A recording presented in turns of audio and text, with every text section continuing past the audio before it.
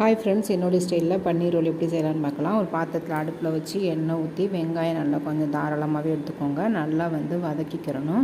நறுச்சு இல்லாத அளவுக்கு நல்லா வெங்காயம் வதங்கணும். அதுக்கப்புறம் கொஞ்சம் இஞ்சி பூண்டு பேஸ்ட்டு போட்டுக்கோங்க. அதையும் நல்லா வதக்கி விட்டுட்டு தக்காளி போட்டுக்கோங்க. தக்காளி கொஞ்சோண்டு உப்பு போட்டிங்கன்னா நல்லாவே சீக்கிரம் வதங்கிடும். அதுக்கடுத்து கொஞ்சம் கரம் மசாலா, கொஞ்சம் மிளகாத்தூள், கொஞ்சம் மல்லித்தூள், கொஞ்சம் மஞ்சள் தூள் எல்லாம் போட்டு நல்லா வதக்கிட்டு இந்த பச்சை வாசனை போகிறதுக்கு லைட்டாக தண்ணியை தெளித்து விட்டுக்கோங்க. பச்சை வாசனை போய் நல்லா கொலைய வெந்துடும். அதுக்கடுத்து நம்ம ஃப்ரை பண்ணி வச்சுருக்க பன்னீரை போட்டு நல்லா கொத்தமல்லி தழை போட்டு இறக்கி வச்சுக்கோங்க தனியாக. அதுக்கப்புறம் சப்பாத்தி நல்லா தோசைக்கல்லில் சப்பாத்தி சுட்டு வச்சுக்கோங்க.